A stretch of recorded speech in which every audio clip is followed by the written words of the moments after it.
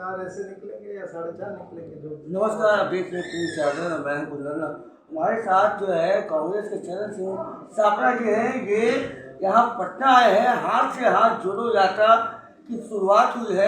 एक तरफ राहुल गांधी की भारत जोड़ो यात्रा कर रहे हैं, उसी यात्रा से ये कल वापस यहाँ पे आए हैं, वहाँ से इनको आदेश हुआ है। अब हाथ से हाथ जोड़ो यात्रा, भारत जोड़ो यात्रा, ये कितना अलग होगा हम आज इनसे जानते हैं। सबसे पहले सापड़ा साहब, हमारे चैनल पर आपका स्वागत है। भारत जोड़ो यात्रा से अब ये यात्रा की दौड़ शुरू हो गई है कांग्रेस में।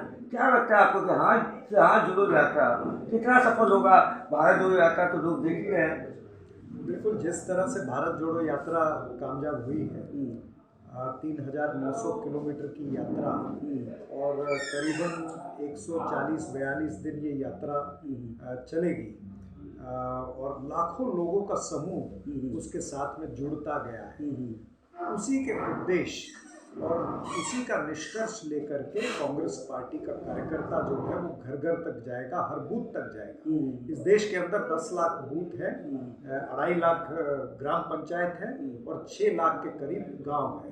हर गांव में, हर ग्राम पंचायत में, हर घर में कांग्रेस पार्टी का कार्यकर्ता राहुल जी का संदेश, कांग्रेस पार्टी का संदेश, आदरणीय खड़गे साहब का संदेश लेकर के पहुंचेगा।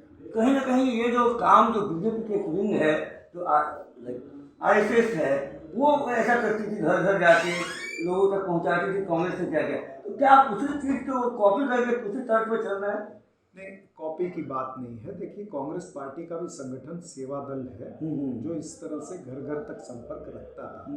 लेकिन अब हमारा जो स्ट्रक्चर है, क्योंकि ये चुनाव वगैरह जो हमारे संगठन के हुए उसमें पूरा स्ट्रक्चर तैयार हुआ है। हर बूथ में कांग्रेस पार्टी का पूरे देश में कार्यकर्ता है, तो क्यों ना वो कार्यकर्ता कांग्रेस पार्टी के उद्देश्य को लेकर के घर घर तक जाए, ये बात है। बिहार और यूपी मतलब देश की राजनीति में सबसे आगे देखा जाता है, सबसे एग्रेसिव होता है। उसको भारत जोड़ो यात्रा से अलग करने का क्या मकसद रहा होगा राहुल गांधी जी का? कहीं ये प्लानिंग में फेल तो नहीं हुआ है कि बिहार और यूपी को छोड़ दिया गया? नहीं, किसी भी राज्य को अलग रखने का कोई उद्देश्य नहीं था। ये कन्याकुमारी से कश्मीर तक सीधी यात्रा निकलनी थी, जिसमें उत्तर प्रदेश का थोड़ा सा 3 दिन का रास्ता उसमें आया था। बिहार का कोई रास्ता उसमें जुड़ नहीं रहा था। लेकिन निश्चित रूप से आने वाले दिनों के अंदर अगर कोई यात्रा ऐसे तय होती है, ईस्ट टू वेस्ट की अगर यात्रा तय होती है, तो उसमें निश्चित रूप से बिहार भी आएगा। और फिर ये इसीलिए हाथ से हाथ जोड़ो कार्यक्रम है। इस हाथ से हाथ जोड़ो कार्यक्रम के अंतर्गत आदरणीय है कि प्रधानमंत्री के देश में सभी गठबंधन से जो आपसे भी सहायक दल हैं, वहाँ से भी एक नेता निकल रहे हैं, और भी घटक दल हैं, और भी लोग सक्रिय पार्टी के जो नेता हैं, वो सब अपना अपना नाम दे रहे हैं।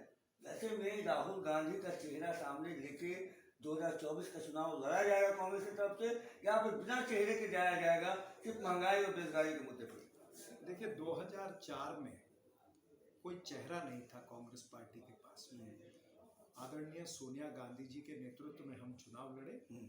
हमने अटल बिहारी वाजपेयी जी जो बहुत बड़ा चेहरा थे, नरेंद्र मोदी से बड़ा चेहरा था, और शाइनिंग इंडिया का बहुत बड़ा कैंपेन चला था। उस कैंपेन को हमने ध्वस्त किया।